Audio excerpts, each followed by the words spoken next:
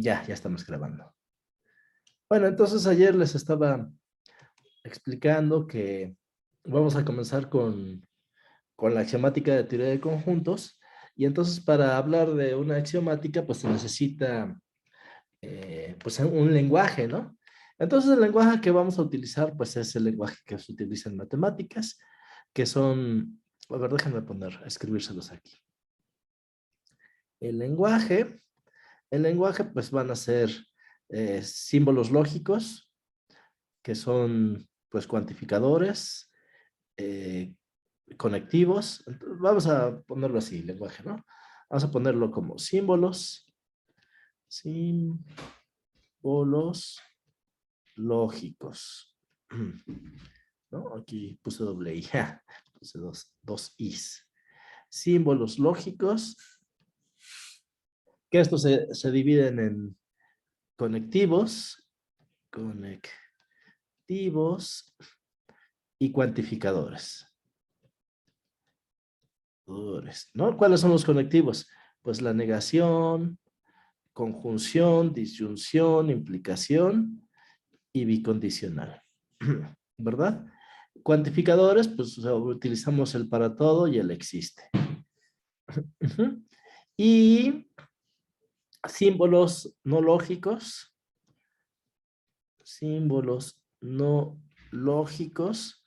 pues vamos a necesitar variables, pues que pueden ser x1, x2, etc. O si son poquitas, puedo utilizar x, y, z, etcétera, ¿no? Es un conjunto numerable de variables constantes. Y constantes, pues pueden ser, de hecho, la única constante que vamos a utilizar es el vacío, el conjunto vacío, ¿verdad? Y además de esto, vamos a necesitar dos símbolos de relación. Símbolos de relación, que son símbolos se llaman de relación primitivos, que son la igualdad y la pertenencia. Ok, entonces con base en esto, pues vamos a construir la axiomática de la teoría de conjuntos, ¿no? Isaac. ¿Cuál Isaac? Isaac, mi ayudante. A ver, vamos a ver.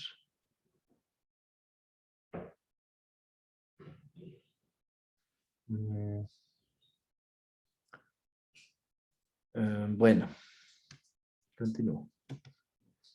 En cualquier momento me pueden interrumpir para preguntarme, ¿eh?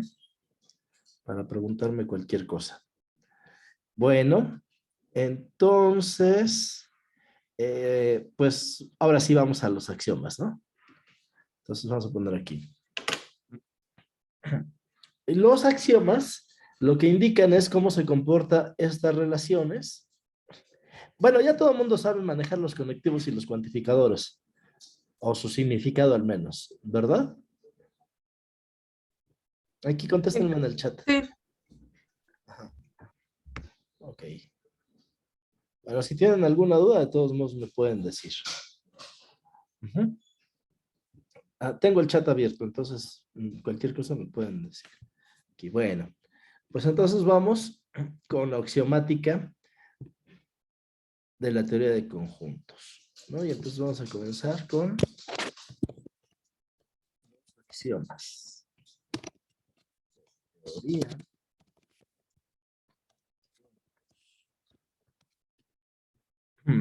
Entonces vamos uno por uno y lo vamos a explicar. Bueno, entonces se va a numerar así. Axioma 1. Axioma 1 de existencia. Y lo podemos escribir como si existe un conjunto que no tiene elementos. También se le conoce como el axioma del conjunto vacío. Axioma del conjunto vacío. Bueno, entonces ahorita yo lo dije con palabras, pero este se puede decir con el lenguaje que acabamos de decir. Entonces, con el lenguaje, lo que vamos a decir es que ningún elemento, los cuantificadores, estos dos cuantificadores están corriendo sobre un sobre un universo, sobre un universo dado. ¿Ok? Entonces, ¿cuál es ese universo? Es el universo de los conjuntos. Entonces, ahorita vamos a ponerlo así. ¿Cómo quedaría en el lenguaje lógico? Quedaría así. Existe un conjunto que no tiene elementos. Intuitivamente, esto quiere decir ser elemento, ¿no? La epsilon quiere decir ser elemento de esto. Entonces, ¿cómo diríamos este axioma con el lenguaje lógico? Pues existe un conjunto de tal manera que para todo y no vive en X, ¿no? Entonces, ¿qué está diciendo? Hay alguien al cual nadie le pertenece. Entonces, este alguien le llamamos conjunto vacío. Conjunto vacío. Ahorita no podemos decirlo, pero va a ser el conjunto vacío. ¿Por qué no podemos decir? Porque tenemos que dar una definición, una definición para que sea único, una propiedad que lo haga único. ¿Ok? Entonces, ahorita le llamamos conjunto vacío, pero todavía no sabemos qué es el conjunto vacío. Vamos a saber qué es el conjunto vacío hasta que introduzcamos el axioma número 2. Profesor, Sí. tengo una preguntita tal vez un poco tonta. ¿Los paréntesis no entran como elementos del lenguaje?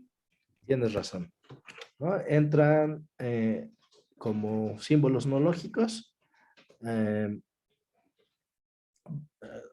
Vamos a ponerlo aquí como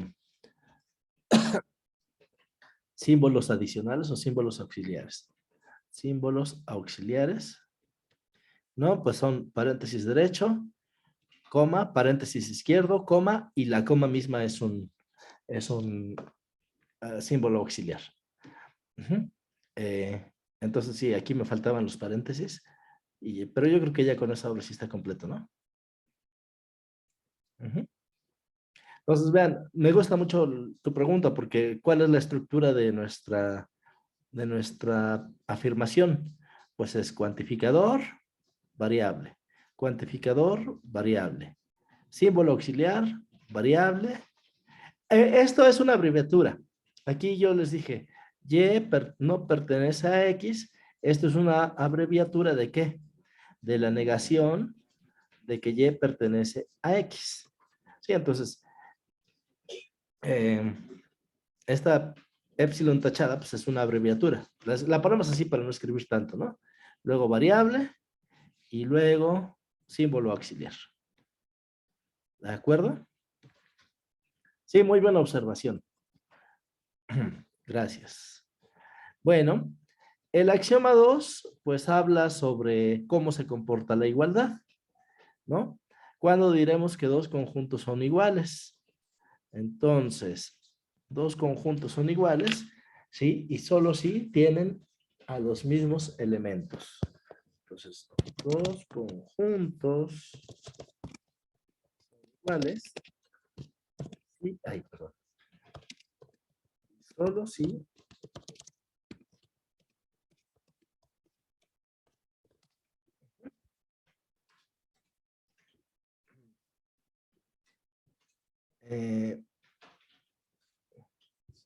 bueno, ¿cómo pondríamos este axioma en el lenguaje lógico?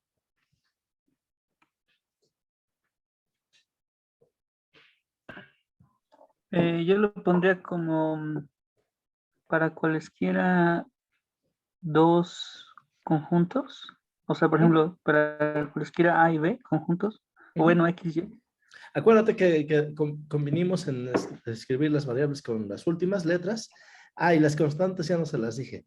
Típicamente se escriben con las primeras letras del alfabeto, ¿no? Entonces, sí pueden ser variables, pero por convención es así. Entonces, para todo X y para todo Y, X es igual a Y. Sí, solo sí.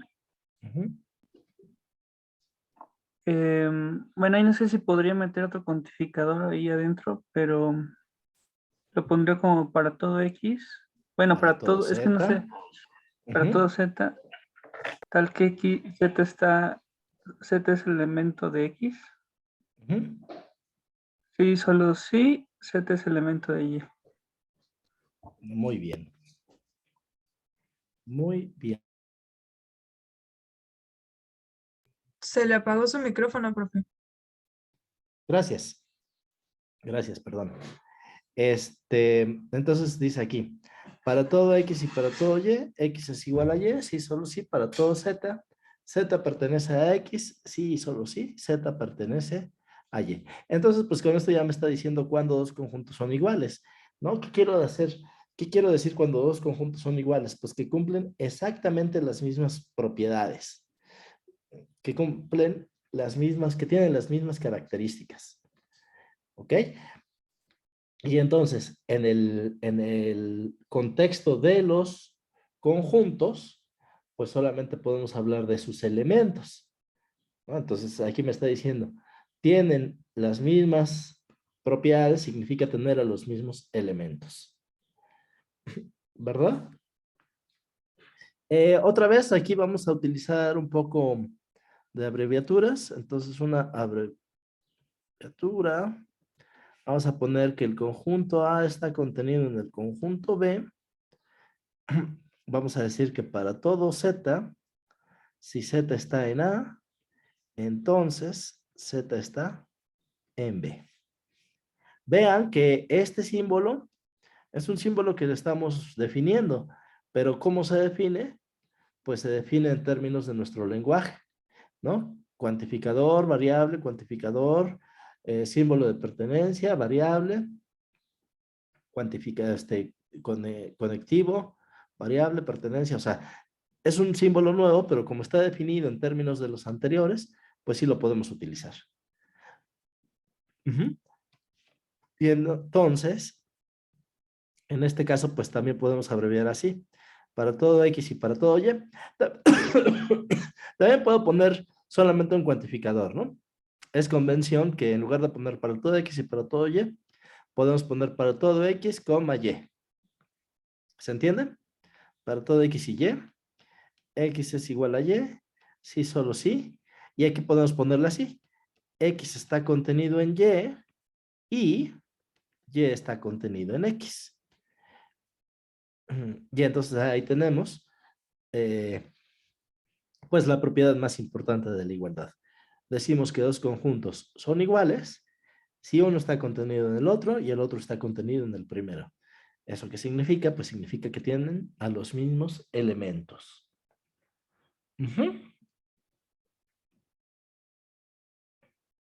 ¿Sí o no? Este es el significado que le estamos dando nosotros a la igualdad y a la pertenencia. Ajá. Eso es lo que queremos, que cumplan estas propiedades. Lo que les platicaba ayer, ¿no? Por aquí tenemos un universo, a ver dónde está. Eh, Creo que era aquí, ¿no? Tenemos un universo que estamos aquí, ¿no? Una realidad, y entonces estamos tratando de pasar aquí a la axiomática. Entonces, cuando se dice que dos conjuntos son iguales, pues cuando tienen a los mismos elementos, y por eso es que ponemos esto como axioma. Ajá. Una Bueno, pregunta, profesor. dime. O sea, ahí usted hace ratito creo que hizo mención de la propiedad, ¿no? O sea, sería equivalente decir justo que pues cumplen la misma propiedad, o sea, que dos conjuntos son iguales y cumplen la misma propiedad, ¿no? O sea, porque el hecho de que pues, tengan a los mismos elementos, pues ya un conjunto sí define una propiedad, ¿no? Entonces, Ajá. es equivalente, ¿no? Más o menos sí. O sea, lo que pasa es que nuestro lenguaje pues es muy pobre. No solamente tenemos la igualdad y la pertenencia. Entonces, eh, pues tú debes de ser capaz de describir eh, a los conjuntos que conoces. O sea, ¿cómo decirlo? Eh, tienes que ser capaz de sintetizar en un axioma lo que pasa en la realidad, ¿no? Entonces, ¿por qué, por ejemplo, tú consideras un conjunto de cualquier cosa, ¿por qué, por qué yo te digo, a ver, el conjunto de cuadrúpedos, ¿no? Y te digo, el conjunto de perros. Y entonces te pregunto, ¿son iguales esos conjuntos? Y me vas a decir, no, porque todo perro es cuadrúpedo, ¿no? Pero hay cuadrúpedos que no son perros. Entonces, en la realidad, te estás dando cuenta que dos conjuntos son distintos porque uno tiene un elemento que el otro no tiene. Y entonces el axioma, este se llama axioma de comprensión, perdón, de extensionalidad, axioma de extensionalidad. Y entonces el axioma de extensionalidad lo que hace es justamente capturar esa propiedad que conocemos de allá, ¿no? De la realidad. Van a ser iguales cuando tengan lo mismo. Porque, otra vez, lo único que tenemos a nuestro alcance, pues es la pertenencia, ¿no? Y aquí está diciéndote cómo trabaja la igualdad. ¿Va? Bueno, voy a apagar tantito esto porque me dice que la conexión no es muy buena. ¿Alguna otra pregunta?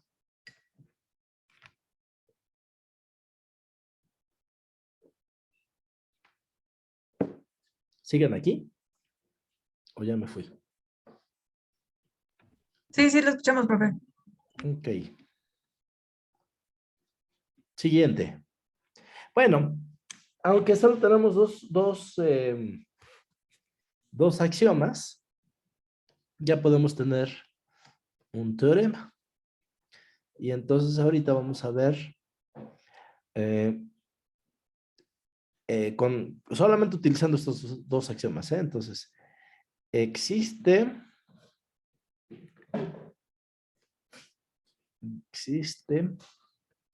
un único conjunto que no tiene elementos, ¿no? Y entonces vamos a ver. Ay, perdón, aquí. Entonces, les dije que se llamaba el axioma de extensionalidad, ¿verdad? Y entonces vamos a ver, pues esto, supongamos que A y B son conjuntos que no tienen elementos. Que no tienen elementos. Y entonces ahorita yo tengo que demostrar que A es igual a B. Para probar que A es igual a B, yo tengo que probar la flecha de regreso, ¿no? Es esta flecha de regreso, aquí. Tengo que probar que X está contenido en Y, bueno, A está contenido en B, y que B está contenido en A, ¿no? Y entonces ahorita tenemos que hacer, para todo Z, si Z está en A, entonces Z está en B. Esto es lo que tendría que probar, ¿no? Por demostrar. Voy. Un segundito, por favor.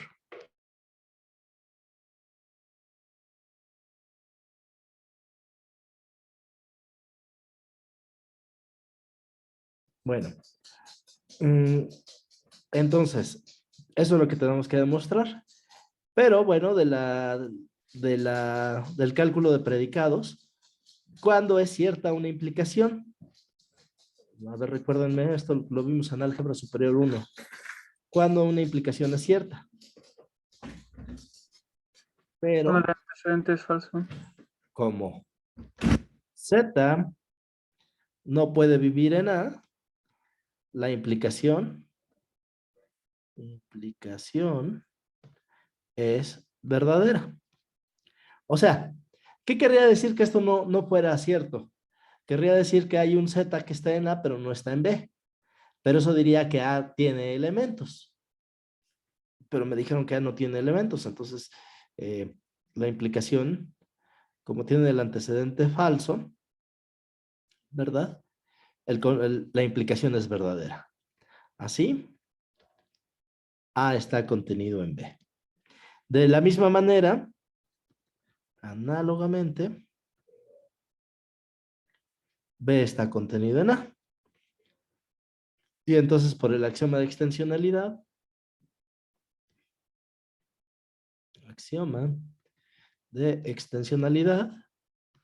A es igual a B. ¿Ok? Y entonces este conjunto que no tiene elementos, como es único, ya le podemos decir el conjunto sin elementos, es decir, el vacío.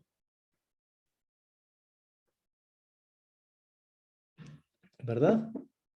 Y el vacío, entonces a este conjunto lo llamamos, a este conjunto lo llamamos el conjunto vacío. Y lo denotamos con este símbolo. ¿Verdad? El vacío es único. Ujú. Bueno. ¿Hasta acá dudas? ¿Todo bien? Todo bien, Bueno, profe. entonces ya llevamos dos axiomas. Axioma de existencia o de conjunto vacío y el axioma de extensionalidad. Por cierto, hay estructuras donde se cumplen estos axiomas y donde no se cumplen. Por ejemplo, a ver, déjenme poner ejemplos. A ver, ejemplos. Ejemplos. Si yo considero la estructura esta, o sea, ¿qué quiere decir que voy a considerar el conjunto? Quiere decir que cuando haga cuantificadores, estos están corriendo en los números naturales, ¿no? Cuando digo para todo, me refiero a para todo natural. Y cuando digo existe, quiero decir existe un número natural, tal que. ¿Ok? Entonces, si ponemos este conjunto como el conjunto universo y a la pertenencia le damos el significado de menor que, entonces, pues, esta estructura, esto satisface los dos primeros axiomas. ¿Verdad? ¿Por qué? Claro, me está sonando el celular. Bueno, no le hagan caso al celular. Satisface los dos primeros axiomas. ¿Qué me dice el primer axioma? Me dice, existe alguien que no tiene a nadie por atrás, ¿no? Existe una X, de tal manera que para toda Y no está por detrás de X. Espérenme, tantito, déjenme apagar el celular.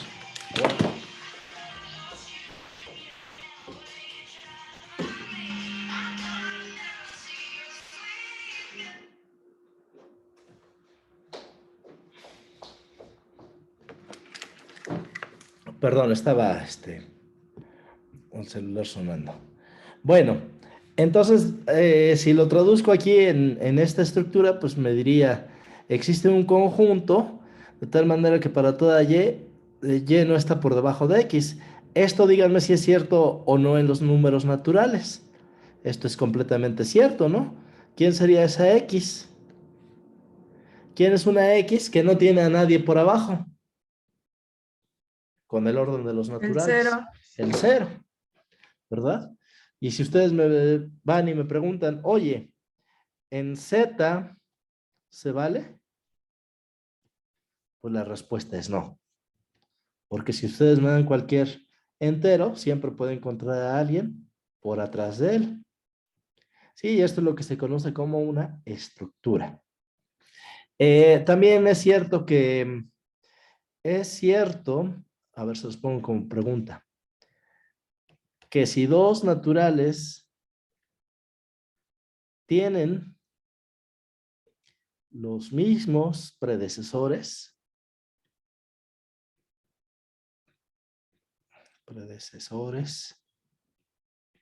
entonces son iguales. Y la respuesta es claro que sí, ¿no? Si tú me dices, oye, yo tengo como predecesores del 1 al 10, y el otro te dice, yo también tengo como predecesores del 1 al 10, pues sí, entonces los dos son del 11, ¿verdad? Sí, ¿Sí? Entonces, este es un ejemplo de una estructura que satisface mis axiomas. Ujú.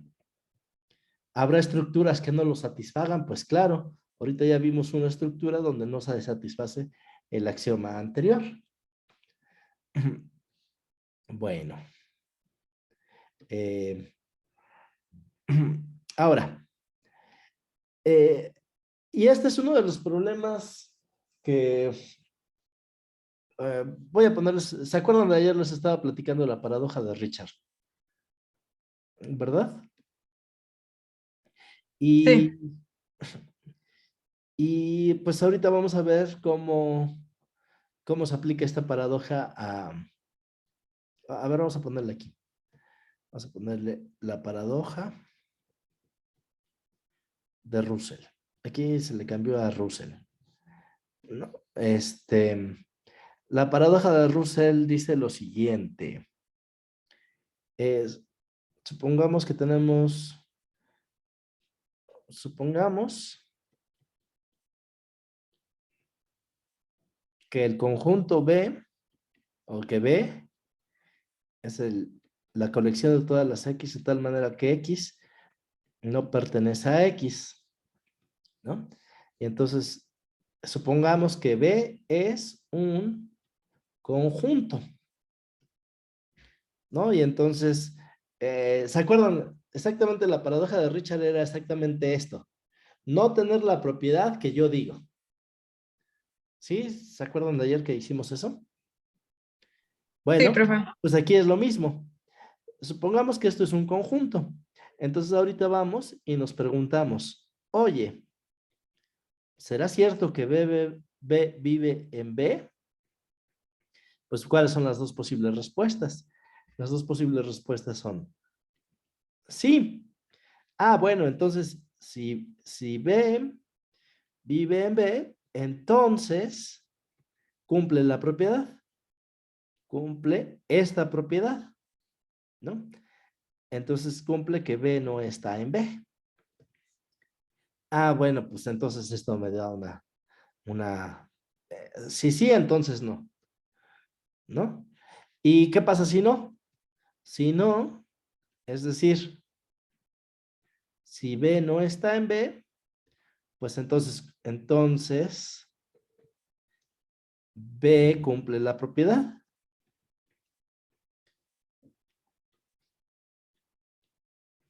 de vivir, de pertenecer a B. Por lo tanto, B está en B. Entonces, en conclusión, B está en B, sí, solo sí, B no está en B. Y esto pues es una contradicción. Ahora, ¿por qué surge este problema?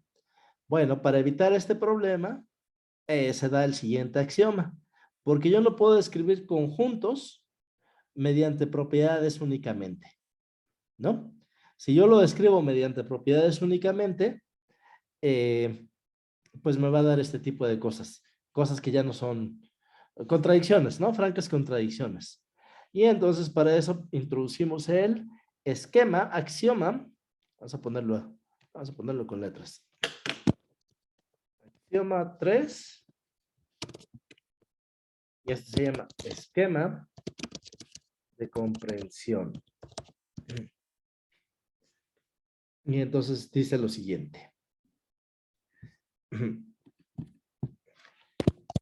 Si P de X es una propiedad que puede o no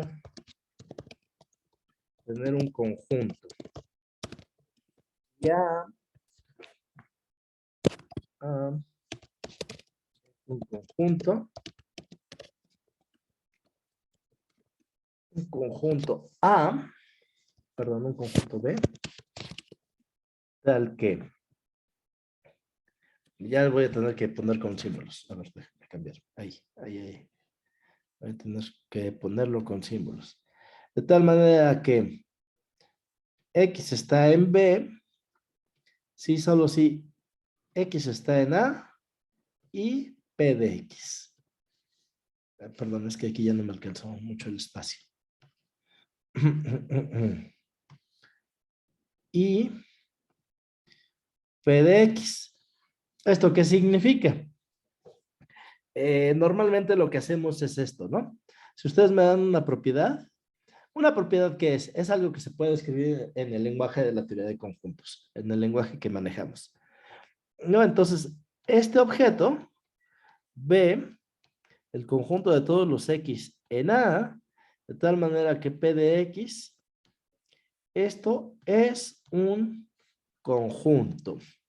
Pero entonces, ¿cuál es la diferencia entre este B y este que escribí aquí? La diferencia es que yo tengo que acotar aquí. No puedo dejarlo corriendo libre. Tengo que decir X que viven en algún lugar. ¿Ok? Si yo ya digo, son todos los X que viven en algún lugar y que además cumplen esta propiedad, bueno, pues entonces ese sí será un conjunto. ¿Verdad? Bueno, como... Ahora, llama la atención que este no es un axioma. Un axioma es un esquema de axioma. ¿Por qué? Pues para cada propiedad, para cada P de X, hay un axioma. ¿No? Entonces, por eso se llama esquema de comprensión. ¿Sí? A ver. Ajá. El esquema de comprensión. Bueno. Y como les decía, este axioma se introdujo para evitar este tipo de contradicciones, que ya les había platicado desde ayer, que salieron las paradojas, ¿no? Paradoja de Richard, Profesor. etcétera. En este caso se llama paradoja de Russell. Bueno, fíjense que con este axioma podemos postular la existencia de la intersección. Entonces, vamos a ponerlo así como teorema y dice lo siguiente. Si A... Dime, Luis. Yo tengo una pregunta solo de la anterior. Ajá. En en el intento de definir este conjunto de Russell, bueno, que no es un conjunto, pero ahí. Ujú. El problema surge cuando tenemos una proposición con variables libres, ¿no? Bueno, Exacto. O sea, sí, sí, ¿verdad? sí. Sin estar los conjuntos acotados. Sí, exactamente. Entonces, en la otra forma en el esquema, aquí ya el hecho de que pues ya estás haciendo que los individuos no estén libres en A, ¿no? O sea, que puedas Exactamente, que ya no cuantificar. estén corriendo sobre todo el universo, sino que estén corriendo sobre un conjunto. Oh, Exactamente. ok. ¿Ok? Bueno. ¿Alguna otra duda?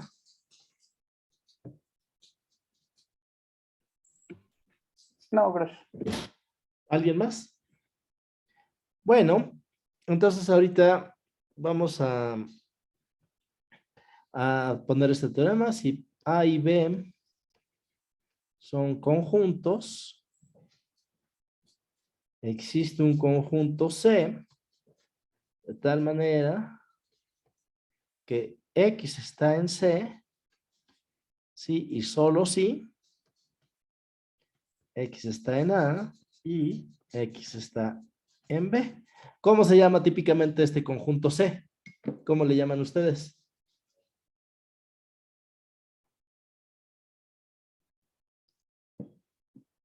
¿Cómo le llamamos a este conjunto C? La intersección. Intersección La de A y B. intersección, obviamente la intersección.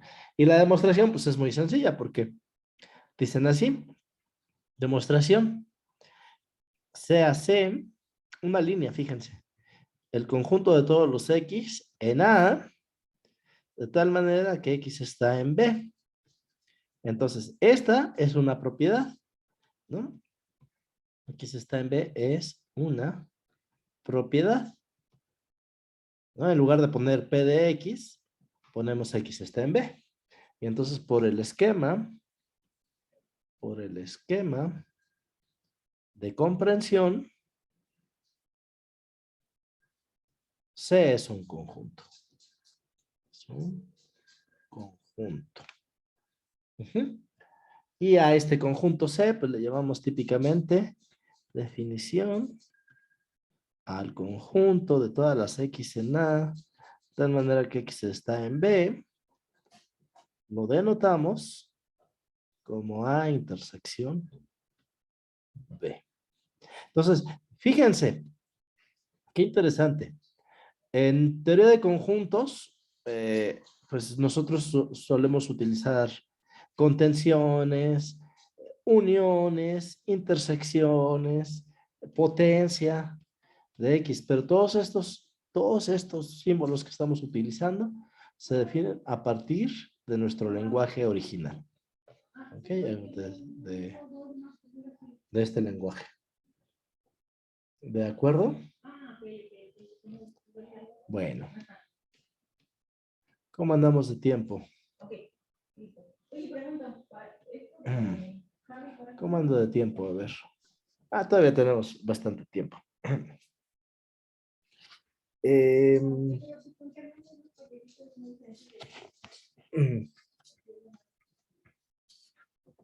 Bueno, también con esto puedo dar un teoremita. Muy bonito. Fíjense, este teorema es de los teoremas más bonitos que hay en la axiomática de teoría de conjuntos. Teorema. En la teoría elemental de conjuntos. Para todo elemento, para todo conjunto. Perdón. Bueno, ahorita regreso.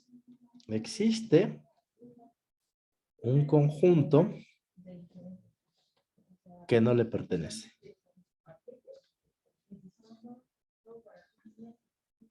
No, y lo podemos escribir también en el lenguaje lógico.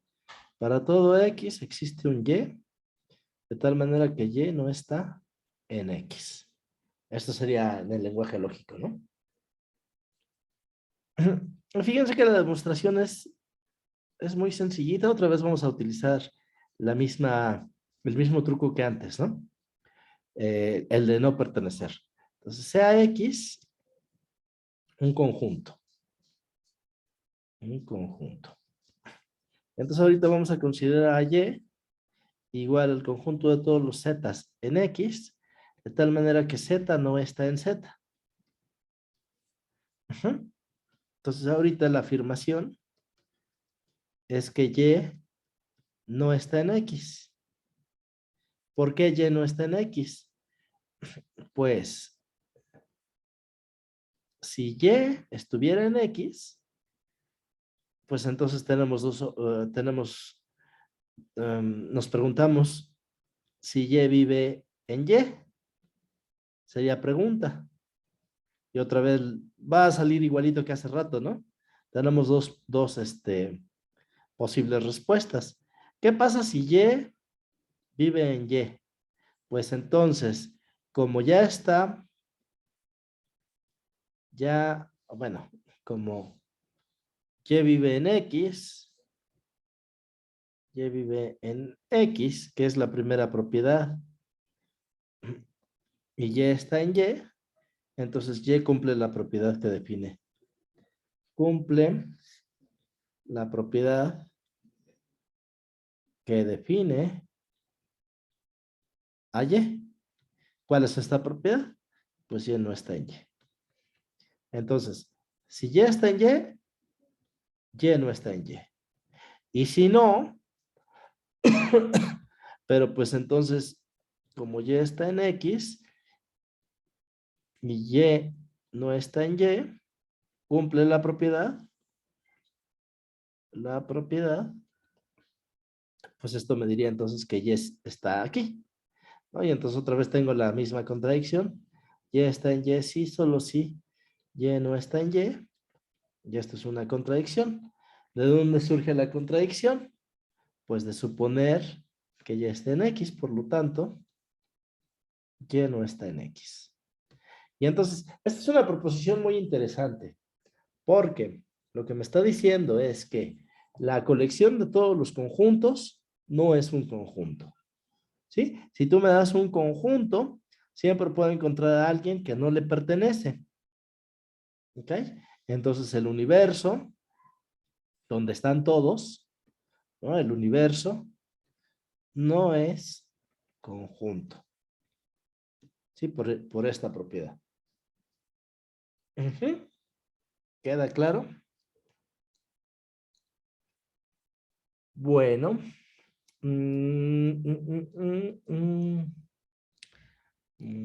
¿Alguna otra pregunta?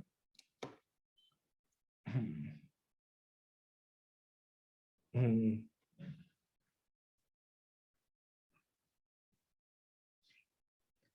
Bueno. eh, yo creo que... A ver, ¿cuántos axiomas llevo? Díganme cuántos axiomas llevo. 3, ¿no? Axioma 1, axioma de existencia, axioma 2 de extensionalidad y axioma 3, esquema de comprensión. Bueno. Ah, perdón, a lo que me iba a regresar hace rato es al 2, ya no me acuerdo si lo escribimos en lenguaje lógico. Sí, aquí está escrito en lenguaje lógico, incluso con la abreviatura. Y al 3 no lo escribimos en un lenguaje lógico. ¿Cómo se escribiría en un lenguaje lógico el axioma 3? Se escribiría sea P de X una propiedad. Y entonces, para todo conjunto A, existe un conjunto B. De tal manera que, bueno, perdón, me dejan ponerles con variables para que esté correcto. Entonces aquí para todo conjunto X, existe un conjunto Y, de tal manera que para todo Z. Z está en Y, sí, solo sí. Z está en X y P de Z. Ahora, acuérdense que les dije que las propiedades se tienen que escribir en el lenguaje de la teoría de conjuntos. Entonces ustedes me dijeron, oye, pero ¿cómo estás metiendo aquí P de Z? Bueno, P de Z está en el lenguaje de la teoría de conjuntos, entonces todo lo que está aquí pues es lenguaje de teoría de conjuntos. ¿Sí? Espero no haya problema con eso.